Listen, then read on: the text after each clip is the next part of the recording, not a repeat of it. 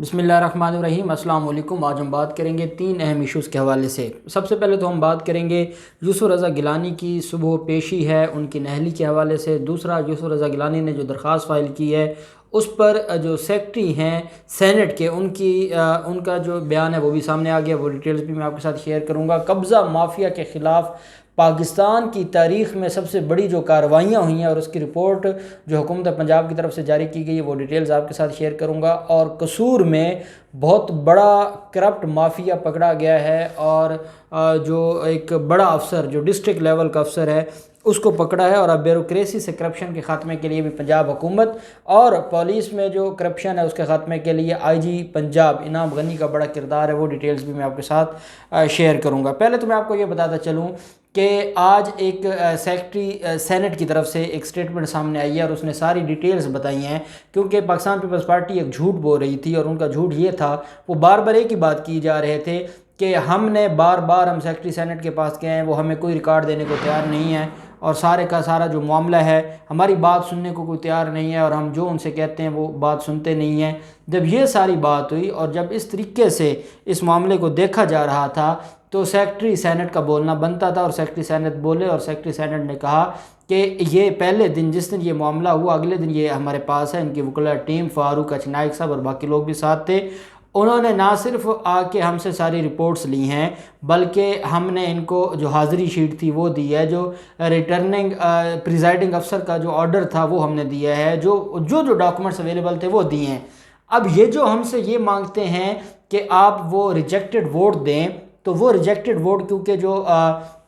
कवानीन हैं, जो सेनेट के रूल्स हैं और जिसके तहत इलेक्शन होता है उसके मुताबिक वो सिक्योर कर लिए जाते हैं और महफूज रख दिए जाते हैं। हाँ, अगर अदालत मांगेगी तो हम दे देंगे, अदालतों के सामने तो हम पाबंद हैं, लेकिन जब आर्टिकल 226 का जिसका ये ववेला मचाते हैं और वो एक सीक्रेट बैलेट है तो हम कैसे इनको दे सकते हैं, वो हमारे लिए देना पॉसिबल नहीं है। जहाँ अगर अदालतों का ऑर्डर आ जाएगा तो अदालतें अगर 226 में तरमीम करना चाहती हैं या उसकी एक्सप्लेनेशन में कोई ऑर्डर देना चाहती हैं तो हमें तो कोई एतराज़ नहीं है। और मैंने आपको बताया था कि अगर अदालतें यहाँ से मुस्तरद वोट मांगेंगी तो फिर पीटीआई का भी रास्ता खुल जाएगा। पीटीआई भी उन नेशनल असम्बली में जो सेनेट इलेक्शन में जो 7 वोट मुस्तरद हुए थे फिर उनका भी आएगा। फिर वो इमरान खान का जो बयानिया है और सुप्रीम कोर्ट ऑफ पाकिस्तान का जो राय थी वो फिर प्रिवेल करेगी कि हाँ, सिक्रेसी हमेशा के लिए नहीं होती और वो किसी ख़ास वक्त के लिए होती है।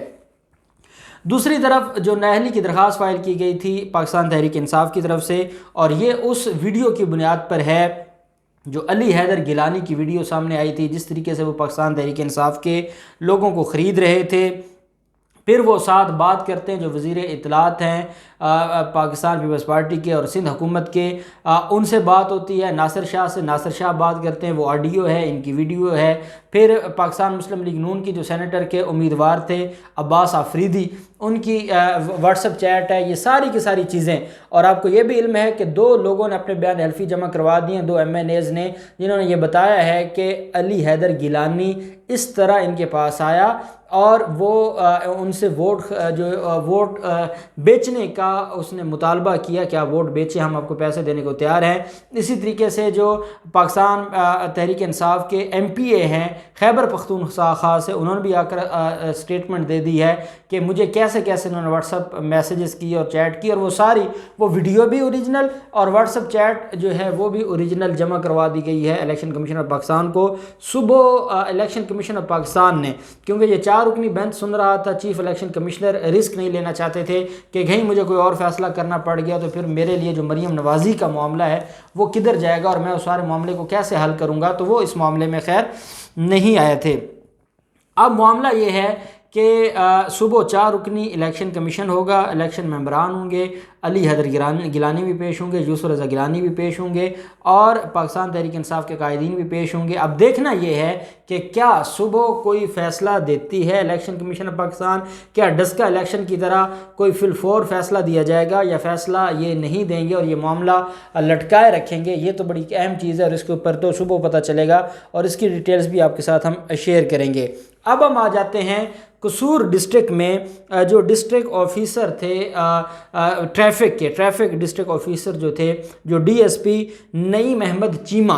वो रिश्वत लेते हुए और करप्शन करते हुए पकड़े गए थे اور ان کے خلاف پہلے بھی کافی ایلیگیشنز تھے، ان کے خلاف پہلے بھی کافی باتیں تھیں، اور یہ وہ لوگ ہیں جو سابقہ ادوار میں اپنی منمانیاں کرتے رہے ہیں، یہ سیاسی مافیا کے لیے کام کرتے رہے ہیں، یہ قبضہ مافیا کے لیے کام کرتے رہے ہیں، اور ان کو کوئی پوچھنے والا نہیں تھا۔ اس وقت یہ ڈسٹرکٹ قصور کے جو ڈسٹرکٹ آفیسر تھے ٹریفک کے، ان کو رنگے ہاتھوں پکڑا گیا ہے، اور پھر اس کے بعد عثمان بزدار نے اس کے اوپر نوٹس لیا۔ انعام غنی جو آئی جی ہیں پنجاب کے، انہوں نے اس کے اوپر نوٹس لیا۔ نہ صرف ان کے خلاف محکمانہ کارروائی کا حکم جاری ہو گیا ہے، بلکہ ان کو ایک تو معطل کیا گیا ہے، اور ساتھ محکمہ اینٹی کرپشن کو جو ہدایات دی گئی ہیں، محکمہ اینٹی کرپشن سے یہ کہا گیا ہے، ڈی جی اینٹی کرپشن سے گوہر نفیس سے یہ کہا گیا ہے کہ وہ اس سارے معاملے کی چھان بین کر کے کہ اس ڈی ایس پی کے علاوہ جو باقی لوگ ملوث ہیں ان سارے کے سارے لوگوں کے خلاف کارروائی کی جائے، اور یہ جو پورا ایک سکینڈل تھا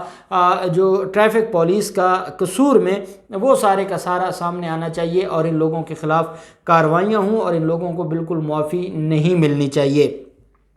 پھر جو انعام غنی ہے اس نے نہ صرف یہ معاملہ اٹھایا، بلکہ اس نے ڈی جی اینٹی کرپشن سے ملاقات کر کے ان کو باقی جو پولیس افسران ہیں، مختلف پولیس افسران جو رشوت کے کاموں میں ملوث ہیں، یا جن کے آمدن سے زائد اثاثے ہیں، جنہوں نے بڑی جائیدادیں بنائی ہیں، جنہوں نے بڑی گاڑیاں لی ہیں، بڑے محلات بنائے ہیں، ان لوگوں کی بھی انکوائری اور ان کے خلاف انویسٹیگیشن کی ڈی جی اینٹی کرپشن کو ہدایات دی ہیں کہ ڈی جی اینٹی کرپشن اس سارے معاملے پر جو انکوائری کریں، اور اس کی رپورٹ انعام غنی آئی جی پنجاب کو بھی بھیجیں، اور کارروائی کر کے ان کے خلاف مقدمات درج کیا جائے، اور مقدمات درج کر کے ان کو کیف کردار تک پہنچایا جائے۔ اگر بیوروکریسی، اگر یہ جو افسر شاہی ہے، اگر یہ جو افسران ہیں، ان سے جب تک کرپشن نہیں ختم ہوتی تب تک ملک کے مسائل حل نہیں ہو سکتے، اور یہ بڑی اہم چیز ہے کہ ان لوگوں کے خلاف کارروائیاں شروع ہو گئی ہیں۔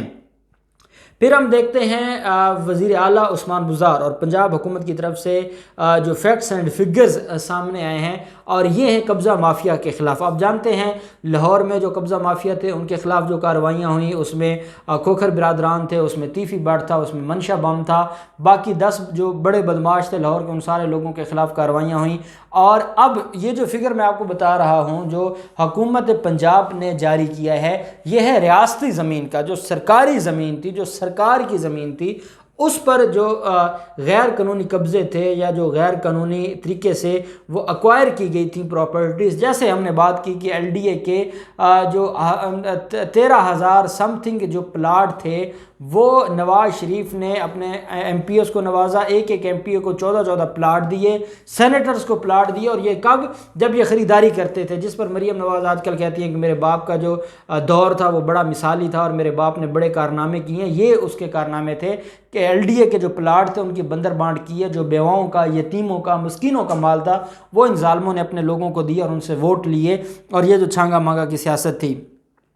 اب وزیر اعلیٰ پنجاب نے 2 کام کیے ہیں۔ ایک کام تو یہ ہے کہ ہر ریونیو دفتر میں ضلعی لیول پر digital state land management system کا قیام عمل میں لایا گیا ہے، اور اس کا مقصد یہ ہے کہ جو سرکاری زمین ہے اس کا ریکارڈ نئے سرے سے از سر نو اس کو تشکیل دیا جائے، دوبارہ سے جو سرکاری زمین ہے، کیونکہ اب واگزار ہو رہی ہے، اور اس وقت تک 87% جو 87% سرکاری زمین ہے پنجاب میں وہ واگزار کروا لی گئی ہے۔ اب اس کا ڈیٹا بھی ساتھ ساتھ انہوں نے طے کرنا ہے، ڈیٹا بھی انہوں نے اپنے پاس ریکارڈ بنانا ہے، کیونکہ پہلے ریکارڈ نہ ہونے کی وجہ سے بھی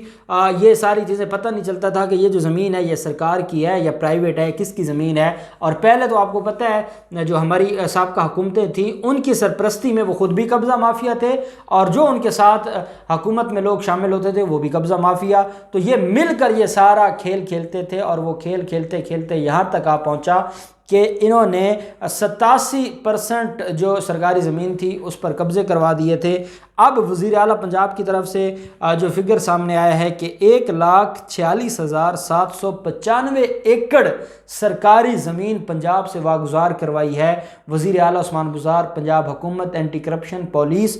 ریونیو اتھارٹیز اور ضلعی انتظامیہ، جو ہر ضلع کی انتظامیہ ہے، ان کی کوششوں سے اور ان کی محنت سے 1,46,795 ایکڑ سرکاری اراضی جو ہے وہ واگزار کروائی گئی ہے، جس کی جو مالیت ہے وہ 438 ارب روپے ہے، جو 438 ارب روپے کی ریکوری کی گئی ہے عثمان بزدار، پنجاب حکومت، اینٹی کرپشن اور ان سارے اداروں کی طرف سے۔ سب سے پہلے تو ہم پنجاب حکومت کو، پنجاب پولیس کو، ڈی جی اینٹی کرپشن کو اور ریونیو جو حکام ہے یا ضلعی انتظامیہ ہے جو ڈی سی ہیں مختلف اضلاع میں، ان کو مبارکباد پیش کرتے ہیں۔ انہوں نے واقعی حکومت چلانے کا حق ادا کیا ہے اور انہوں نے واقعی ان لوگوں کے خلاف بڑی کارروائیاں کی ہیں۔ اور آپ کو تو پتہ ہے ہم نے جہاں بھی کوئی کارروائی ہوئی ہے آپ کو اس سے آگاہ رکھا ہے کہ کیسے قبضہ مافیا کے خلاف کارروائیاں ہو رہی ہیں، اور جتنے بڑے لیول پر یہ کارروائی ہوئی ہے تو میں سمجھتا ہوں کہ انشاءاللہ یہ کارروائی اگر ایسے چلتی رہی تو نہ لاہور میں کوئی